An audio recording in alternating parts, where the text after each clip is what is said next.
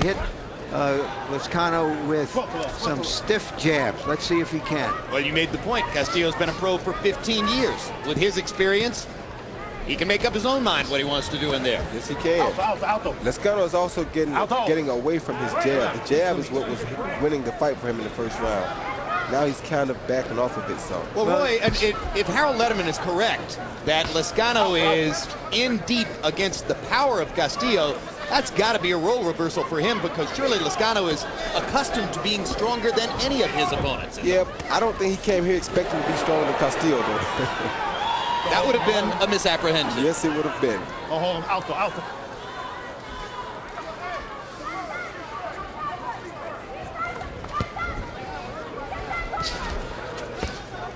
Alto. Joe Goossen told Juan Lazcano he's got to start letting the right hand go. So far, that hasn't really happened. Continuing to work mostly with the jab.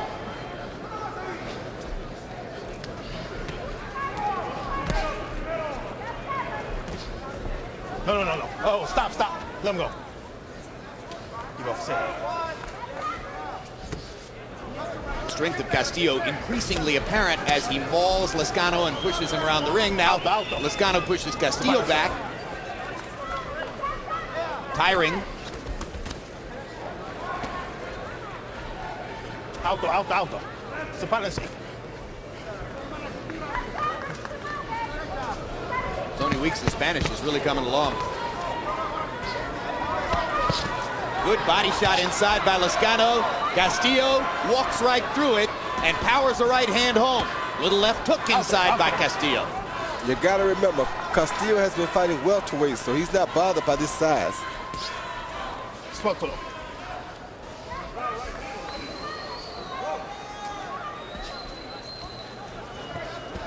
Come on.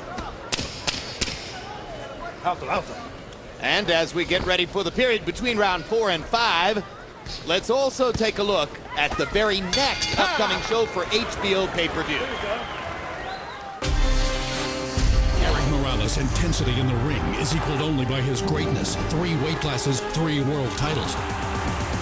Carlos Hernandez's grit and desire helped make him El Salvador's first world champion. For both men, unification is the only justification. Eric Morales takes on Carlos Hernandez for the World Super Featherweight Championship. Also in action, Johnny Tapia and world champion Ivan Iron Boy Calderon. Saturday, July 31st, live on pay-per-view. Contact your pay-per-view provider to order. Pride and title are on the line. Well, look, as long as you keep a tight shell on the inside and you hold your defensive style in there, you're going to be able to do all right in there. I think we're going to do a little bit better if you press them a little bit. Okay? Give me some water. Yeah. Okay, Ignacio, get closer and throw punches. Throw a lot of punches.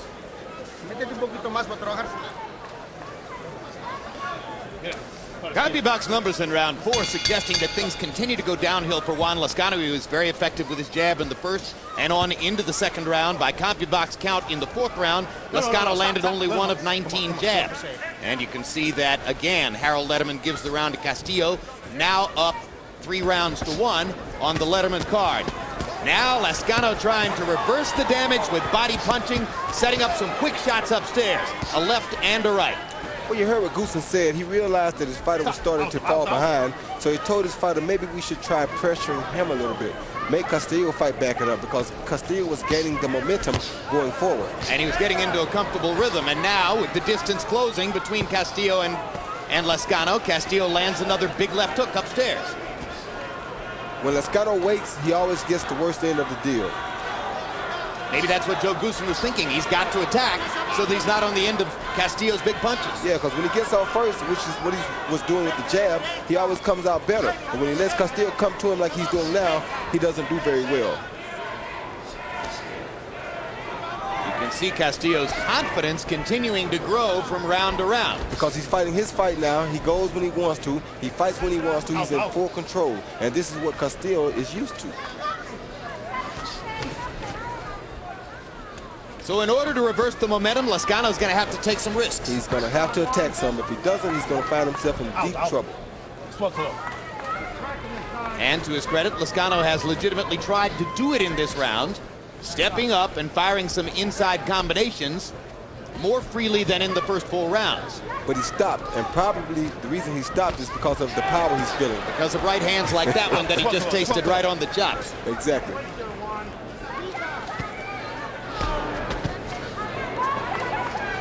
Castillo isn't loading up with his punches either. Neither one of them is in knockout mode right now. Lazcano may be getting a little desperate, though. Yeah, Lazcano has swelling and a bruised area under his left eye. There's blood in his mouth as well and around his nose. I don't think Castillo actually has to be in power punch mode. I think his punches are just powerful anyway. You think those short punches carry enough? A lot of power. Yeah, I think you're right. I think he appears naturally more heavy-handed. He is. Good long right hand by Lazcano there. So far, digging left hook to the body by Castillo. So far, this has been Lazcano's best round since the first, and he could pull it out. Castillo's getting much too comfortable in here right now.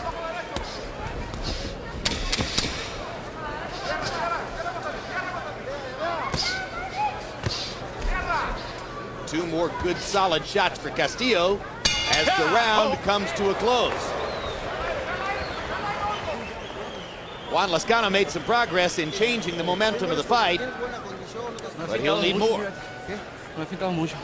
He's not fainting that much. Now he's moving on you. He's running away only. That's it. So attack him a little bit more. He doesn't want any more. You give him enough. Hey, that son of a gun, he's scared.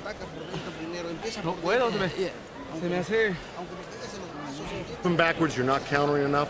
You're not getting your shots off. You're going to have to get in there and do some damage to him. Okay? That doesn't mean to get wild and out of control, but you have got to assert yourself on the inside and get something done. You've got to get a body attack. Do not get tied up on the inside. You've got to start throwing your right hand, short left hook, and put a combination together. Do you understand? Okay, a little. Do we have a towel right here?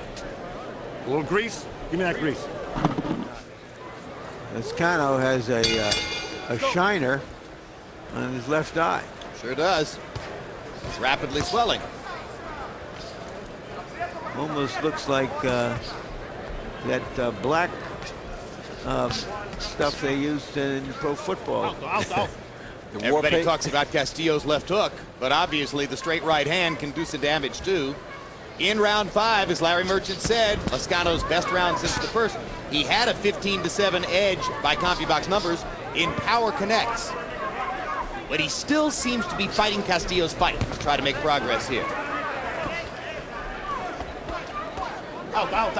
In a tough fight like this, the impression that a fighter is making about whether he is taking the initiative, whether he's forcing the action, whether he's the aggressor, can mean the difference in these close rounds.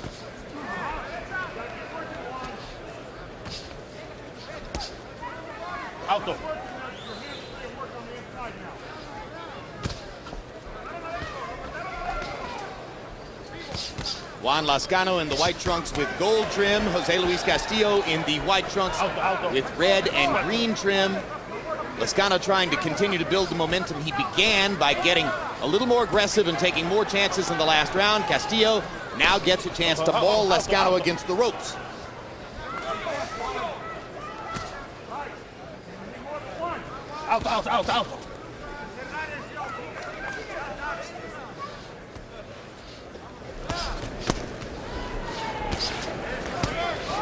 Good left hook by Lazcano. And the second left hook momentarily stunned Castillo, who claims that there was a clash of heads.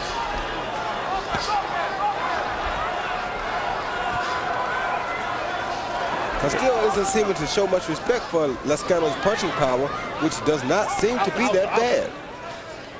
Well, Lazcano finished Stevie Johnson with that left hook. just overpowered Johnson. But Johnson's an entirely different kind of physical specimen than is Jose Luis Castillo. Yeah, but Castillo is just not showing no respect at all for that left hook. I don't think that's really good.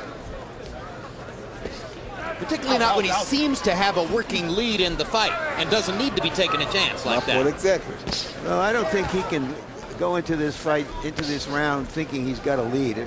He may have a one-round lead. That doesn't mean anything. And after this round, he may not have any lead. Go hold him in. Good left hook upstairs by Castillo. Momentarily knocked Lazcano back.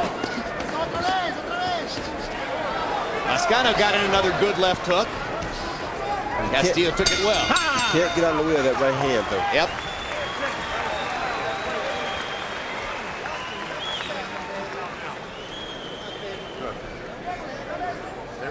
Here are the two left hooks by Lazcano.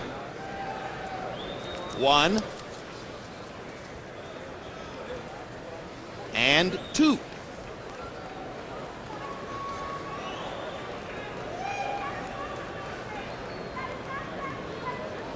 Stiff punches on the inside, doing some damage that may show in later rounds. You better do more of that, do you understand? If you want to hurt this guy, you better start keeping your hands free on the inside, you hear me? Now listen to me, keep your hands free on the inside. Forget about holding them, you got to work and beat him to the punch. If you wait, he's going to catch you the uppercut. You got to go first, you got to go to the body, and you got to go a lot on the inside. Roy, is Lazcano's vision impaired out of that left eye? Slightly, because it's a little bit higher under his eye, I think. May bother his vision just a little, but not much. And in round 6, Luis Castillo up the power punch count one more time. Harold Letterman, how do you have it now?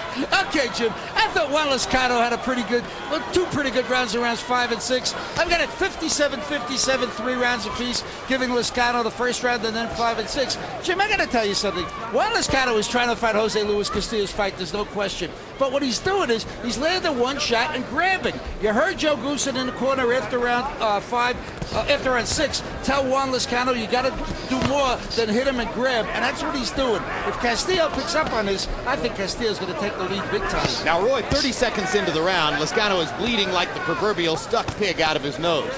It's obviously no fun to bleed during a round. It's worse when it starts 5 seconds into the round, Yeah, right? it's really, really bad when it starts that early. Other thing is it's a sign that Castillo's punches are having much more of an effect on Lazcano than Lazcano's is having on Castillo. And you made the key point at the end of last round. Lazcano simply hasn't been able to get away from Castillo's right hand. Everybody talks about Castillo's left hook to the body. The right hand upstairs has been the big weapon tonight. It's been a very good weapon for him tonight. Lazcano drives Castillo off with a combination. There's another big left hook, and once again, Roy Jones pointing out Castillo with no particular respect for Lazcano's left hook, and now Lazcano lands another one. If he lands enough of those left hooks, he'll have respect for it. He won't have no other choice if he lands enough of them. You know, meanwhile, those big punches, wide open punches in the middle of the ring, accrue to the scoring for Lazcano. There's a left hook by Castillo. Castillo's nose is bleeding again from those left hooks. Lazcano gets to pop him again at close range with the left hand. And the blood has momentarily stopped around Lazcano's nose now as Castillo takes over the bleeding. Good right hand by Lazcano. Excellent right hand. Lazcano showing some real courage in this fight, rallying from behind in the early rounds and having to do it by taking risks and asserting himself against a stronger fighter.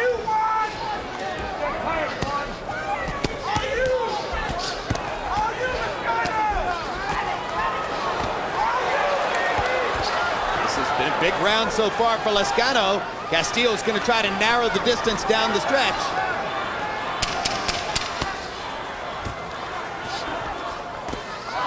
And as the round ends, Castillo misses twice, and Lazcano rips him with a solid uppercut. I think that was a good round for Lazcano. Excellent rally.